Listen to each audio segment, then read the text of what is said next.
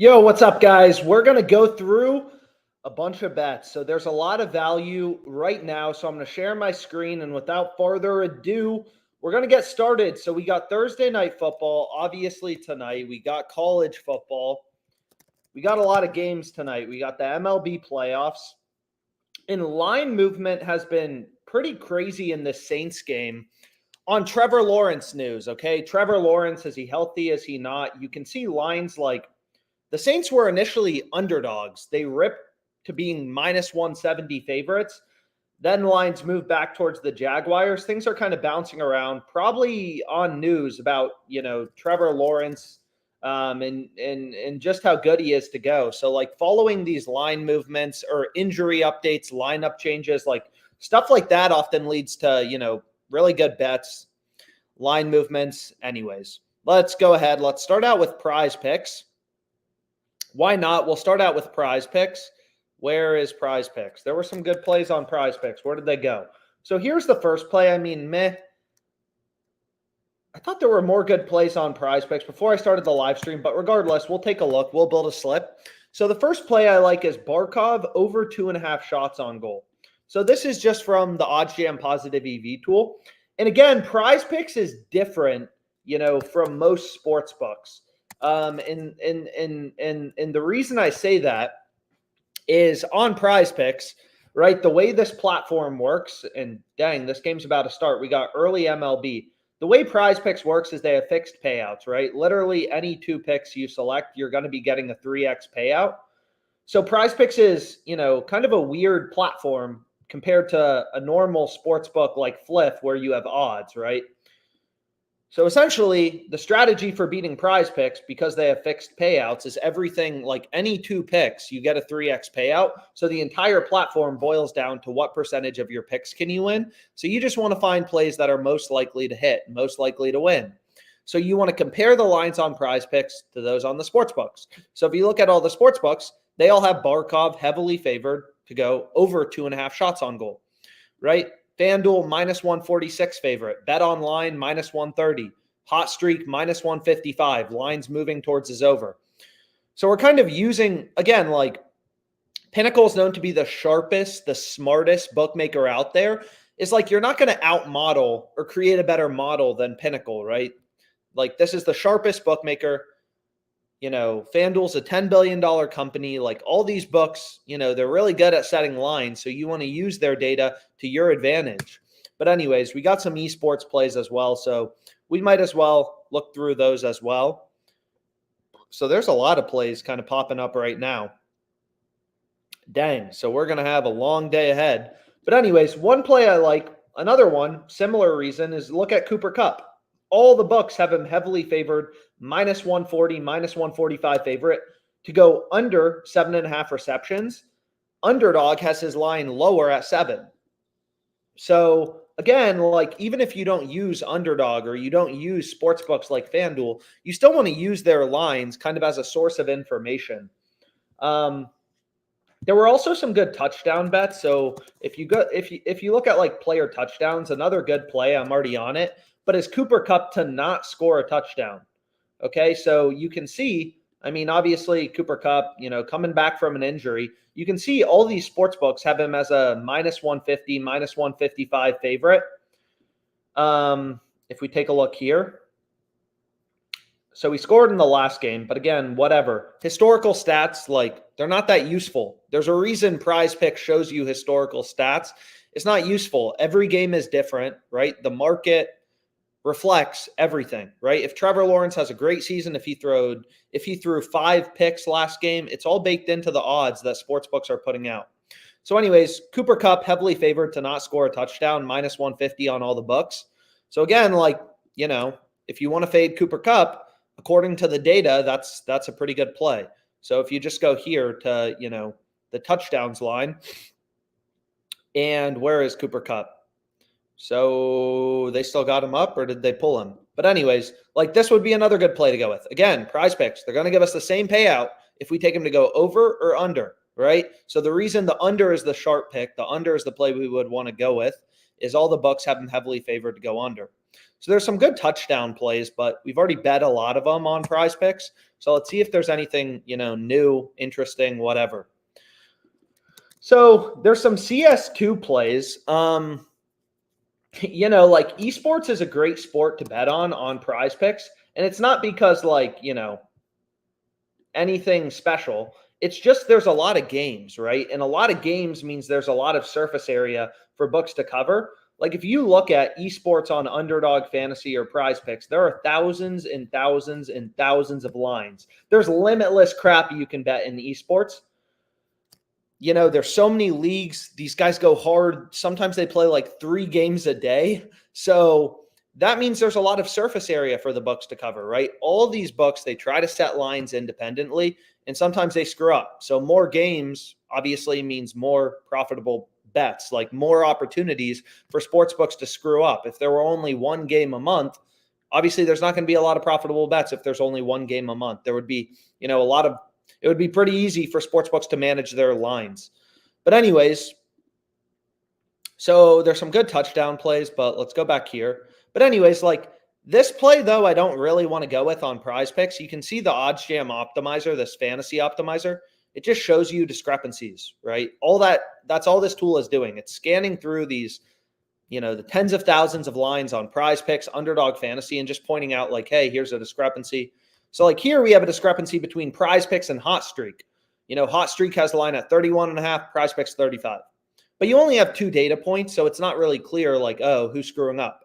What's great is when you're betting on, the NFL or something like that, is you have a ton of data points, even hockey or, the NFL. It's like here, Bijan Robinson looks like a great play on Underdog, and we have high confidence because it's not just like there's one other book. It's not just like there's one sports book telling us Bijan is favored to go under 3.5 receptions. Every sports book, right? FanDuel, -160, like all these books have his under favored. That's $3 billion, $10 billion companies here. Caesars, DraftKings, FanDuel. You're not going to outmodel them, right? They're taking bets, moving around lines based on where action's coming in, stuff like that. And they all have the under heavily favored. So you want to follow the market. But anyways, let's go back here. Whereas here, like you only have 2 data points. So what I probably want to do is middle bet this. Middle betting just means, bet the over 31.5 on Hot Streak, hit the under 35 on PrizePicks. It's kind of like if you could buy a stock at 31.50 on Fidelity and then sell it, flip it for $35 on E-Trade. It would be pretty damn easy to be a day trader if you could buy a stock for 31.50 and sell it for 35. That's kind of what you're doing here. That's middle betting. But again, like that's not going to happen in the stock market because it's too efficient. There's one price for a stock. You go to Fidelity, E-Trade, Robinhood, whatever. This is the price for Facebook you're going to see, $312.81. It's only in sports betting where you have hundreds of sports books who have launched in the United States. They're all trying to set lines independently. It's crazy. That's why the market is so fragmented, inefficient. There's a lot of profitable bets. But anyways, like all these books are trying to do it on their own, which is crazy if you think about it. But anyways, we got 2 good picks right now. So let's get rid. We're not going to be able to play Cooper Cup twice. So we can, skip over this play. I don't want to middle bet it. Another play that looks decent is Canyon. So if you look at this player, Underdog Fantasy has his line at 1.5. Again, maybe you don't use Underdog Fantasy or, whatever. You don't use Hot Streak. But they both have his line at 1.5. I'm not sure why Hot Streak always takes so long to load. But we can go over to League of Legends. And it looks like such a random slip, right? We got NFL player props. We got NHL. We got League of Legends player props. Yeah, here we go. It loaded. They have his line at 1.5 too as well. So like even if you don't use Hot Streak, right, that's like, a data point telling you, hey, maybe you want to take the over. Man, so there are some CS. It does look like some books are starting to launch CS2 lines. So we can go back here and we can take a look at this player. So like here, you have one more data point, right? Like Hot Streak has the line at 31.5 with the over favored, Jock Market 29. So seems like maybe a little bit of value on the over on PrizePicks. Here's another one. Dang, we got some crazy, a lot of League of Legends, opportunity right now. So Peanut under 2.5 seems like a halfway decent play. And again, when you just follow the data, like it's not glamorous. I'm not saying it's sexy or, all the books have his line at 2. But again, like the more books you use, right, the more profitable bets they're going to be. Sometimes there's a lot of value on PrizePicks. Sometimes it's Underdog. Sometimes it's, ParlayPlay or Fliff or, so just the more books you use, the better. And you can see like on ParlayPlay, this is a platform. Their maximum bet size is only $60.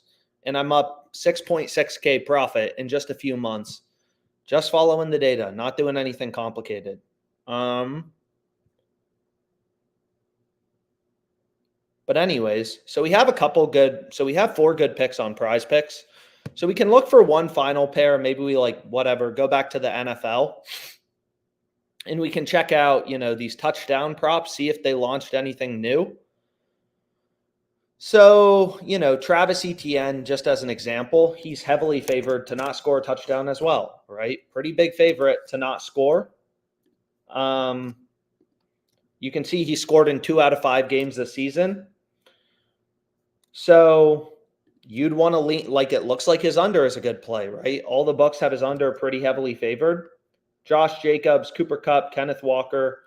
Pacheco's also favored to not score a touchdown. You can see like line movements on this sportsbook screen. They're kind of highlighted for you. But if we go to Pacheco, you can see he's like a slight favorite to go under. Not as good as the play on Travis. We can look at Swift. He's favored to go under. And then we can look at Raheem, heavily favored to go under. So if you wanted touchdown plays, it looks like the best plays are, and obviously like he scored 4 touchdowns against Denver. He scored 3 against Carolina. But hey, Eagles defense, whatever, we're following the data. So we have Raheem to not score a touchdown. And then the next play we want is Travis Etienne to not score a touchdown. So here we go. We got a nice little 6-pick flex play. And you can look at all these players. I mean, it's kind of interesting to see. So Saquon's a pretty big favorite to not score a touchdown as well. So a lot of the values on the under, which kind of makes sense. Like PrizePicks knows the values on the under. You can see these assholes limit me to only $10 max. Beat them up too bad, but whatever. We'll take it for 10. Is a lot of the values on the under. And, kind of my assumption is these books know. Most recreational bettors, like everyone takes the over. It's rare to see people taking unders for anytime touchdown scores. So that's actually where a lot of the value is when you kind of like dig into it. So here we go. We got a nice little 6-pick flex play. And again, it's pretty simple strategy, So anyways, we got some good plays down. What we can do is we can go back here and we can take a look at, whatever, some other sports books, stuff like that. So this play has been available all week. I already bet it. But you can see like Fliff is hanging West Virginia. They have the spread at -2.5. If you look at other sports books, so if we go to college football point spreads and we look at West Virginia, most other books have the spread at 3.5. So actually, I'm not even sure you want to, as sports bettors, we want to find spots where books are screwing up, right? You want to, if a book isn't screwing up, then it's not a good bet, right? So you can see here's a spot where Fliff is screwing up. This makes no sense. They have the same odds on West Virginia -2.5 as -3.5. That makes no sense, right? If West Virginia wins the game by 3 points, then West Virginia -2.5 wins. -3.5 doesn't win. So obviously you want to take the -2.5. So this I've already bet. I'm not sure if I bet it for the full amount. Fliff has a max bet size of 250, so it's telling me I can bet $100 more. But clearly Fliff is screwing up. They're giving us the same odds, right, on the -2.5 as the -3.5, which makes no sense whatsoever. So, 2.5 versus 3.5 is a big deal, right? That's a field goal. The probability Oklahoma State loses by exactly a field goal is pretty high. But anyways,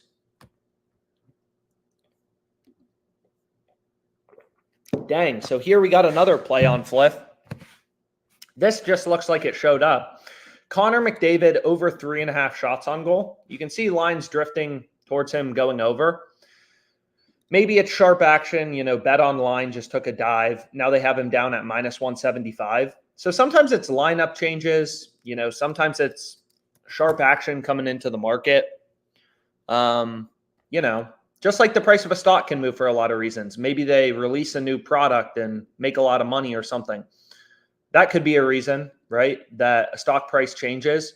Or it could just be like some really the smart hedge funds are just like, yo, this is undervalued, and they start hammering it. So like a lot of demand comes in. So there's a lot of reasons these lines can move. But again, the data never lies long term when you're finding value in the market. So this play seems pretty good on flip. And again, the way that books work is they charge a spread, right, called the VIG. So what you can do is you can remove the VIG to kind of figure out what the true line is. But anyways, here's another play we have on Evan Rodriguez over 2.5 shots on goal.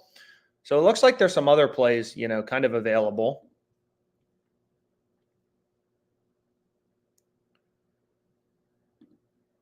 We can go over to ParlayPlay, take a look here.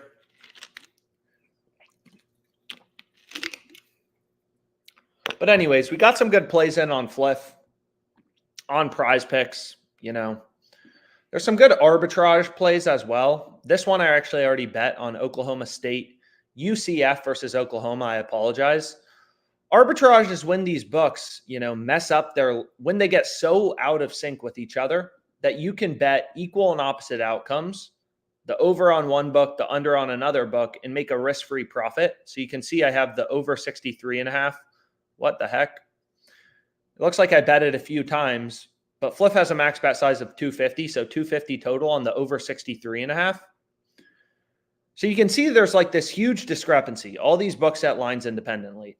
So when their lines get so out of sync, you can bet the over on one book, in this case Fliff, the under on FanDuel, and make a risk-free profit. So Fliff has a max bet size of 250. So you're literally day trading inefficiencies in the sports books to, make a risk-free profit. So I can kind of show you how the math works. So Fliff has this at minus 120, and then FanDuel has the under at plus 132. So usually I recommend rounding, right, the arbitrage calculator. Bet 197.50. Don't bet 197.56. Just a little, tip. And then on Fliff, we have 250. So obviously these are equal and opposite outcomes. The game goes over or under. So we can kind of go through, just very briefly, how does the math kind of shake out? So we'll go to over 63.5. So if the game goes over on Fliff, we're up 250 times 100 over 120. We're up $208. On FanDuel, we're down $198 or $197.50, our stake. This is just like rounding to the nearest number. So on Fliff, we're up, 250 times 100 over 120. On FanDuel, we're down 198. We make $11 in profit. Now, if the game goes under, we lose 250 on Fliff. On FanDuel, we're up 197.50 times 1.32. We've got 197.50 at plus 132 odds. So in both cases, we make $11. So you're literally day trading the sports books to make risk-free profits. Nothing better than that. Sometimes there's better arbitrage bets than others. You can see there are a bunch of plays right now, a bunch of options. So,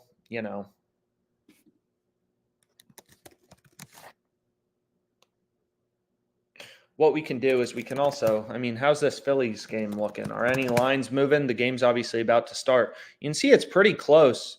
You can get them minus 116 on WinBet. I'm going to stay away from this game. I was on the Diamondbacks last game and they got slammed. Caesars has the Diamondbacks at plus 115. So this is called a betting exchange.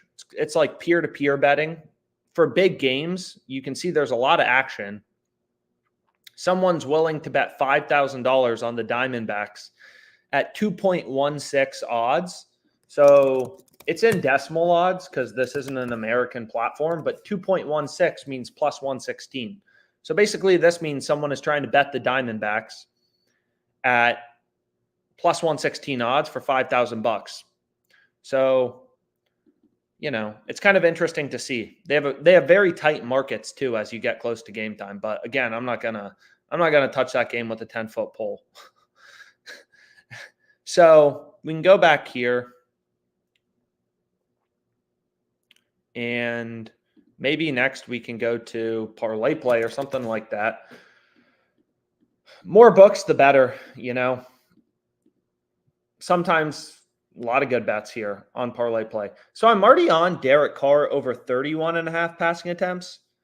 You can see now there's a little bit of value on his under 33.5 passing attempts. So they're different bets, right? 33.5 versus 31.5. It's like when you're arbitrage betting, you're making a risk-free profit. It seems confusing because you're betting the over and the under in the same game, but you're doing it at different prices. It's literally like if you could buy a stock at 120 on Fidelity and then sell it at 132 on E-Trade. But again, that's not going to happen in the stock market. It's way too efficient.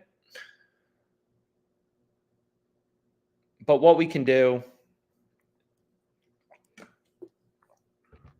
hard not to like Astros plus half on the first half run line at minus 115 on Caesars. So kind of interesting. BYU plus 4. Lines moving towards BYU. Plus 4 has gone from plus 101 to minus 137 on Pinnacle. Pinnacle is known to be the sharpest bookmaker. So we can lock in a little BYU plus 4. I'm not opposed to that. I'm already on them plus 4, actually. And again, we have the same weird thing on Fliff, if you take a look, where they have the plus 4 at minus 120 and the plus 3 at minus 120, right? Obviously, this makes no sense. If they lose by 3, again, that's a key number in football, 3 points. If they lose by 3, our bet will win, plus 3 will push. And if they lose by 4, which is also a key number, the difference between a touchdown and a field goal, we're going to push, whereas whoever bet plus 3 is going to lose. So again, you want to use Fliff Cash. These Fliff coins are, this is basically fake money. So I'm not sure what just happened. What the heck? There we go. So these Fliff coins are, they don't really mean anything. But anyways, we can go back here to ParlayPlay. And we can take a look too. We have some of these underdog promos entry. Ooh, damn. Sabrina with the hook. But regardless, 5-pick entries on underdog you want to play with insurance. So you can see I'm already on Derek Carr under 31, over 31.5. ParlayPlay has pretty good payouts. They did reduce their payouts recently, but, I'm not opposed to like hedging a little bit. We could take Carr under 33.5. Also, on ParlayPlay, you can create your own Taco Tuesday every day. So if you want to take Carr's under, you can bump him from 33.5 to 34.5. So maybe let's lock him in under 33.5. Then we have Brandon under 4 hits allowed. So MLB is pretty crazy in the playoffs. So this game starts soon, so I'm going to have to move quickly. But this play is very good. At least it looks like, but we can pull up all the data. So again, this is the sportsbook screen. As you can see, all the books have his line at 3.5, right? Pinnacle, sharpest bookmaker. They have his line at 3.5 with the under favored. Fliff has his line at 3.5 with the under favored. All these books have his line at 3.5 with his under favored, and we're getting under 4, right? So that play seems incredible. So I want to move quickly because I don't know if it's going to, first of all, last a long time. This play seems good. It also pairs relatively nicely with this play on Carr. Damn. Ranger Suarez. Well, actually, I think I'm already on that play. Then we have Ranger over 4.5 hits allowed. All sportsbooks have his over pretty heavily favored. So again, this platform right here, ParlayPlay, it works very similar to PrizePicks, right? They don't change your payout based on you selecting over versus under. So you really just want to find spots, where sportsbooks have one side of the line heavily favored, and for Ranger, his over is heavily favored. So that's the good play. That's the pick, we want to go with. Derek Carr under in passing yards. ParlayPlay has his line at 240.5.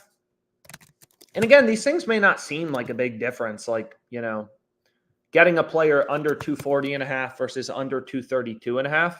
But again, like, nobody wins every bet. So in terms of your profit margin long term, picking up the extra 8 yards of value when every book is telling you the line should be at 232.5, you're getting under 240.5. That's how you're going to beat the books long term. So maybe we don't hedge out of, maybe we just take Carr under 240.5 instead of the passing completions. And what we can do is lock in a couple of these esports plays.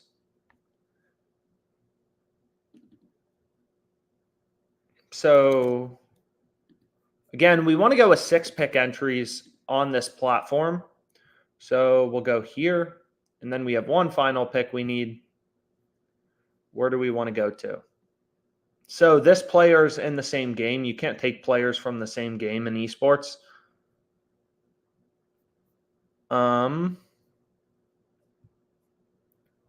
So we can find something else to go with.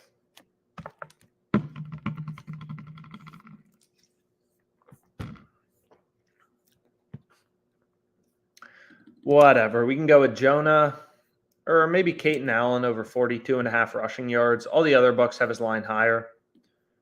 I forget if we already locked in this play. Again, the hard part isn't the strategy really on when, in terms of making money on these platforms. It's really just getting down the volume.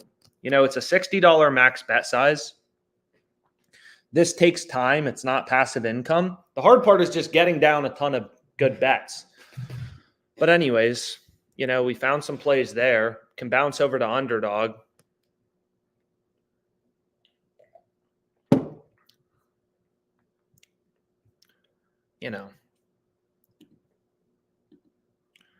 So go back here. Anyways, maybe we'll call it a day for now. We got down some good bets on all these platforms. There's some more value out there, but some more hockey plays. We'll call it a day for now. If you have any questions, feel free to DM me on Twitter, email me, whatever. Thanks so much.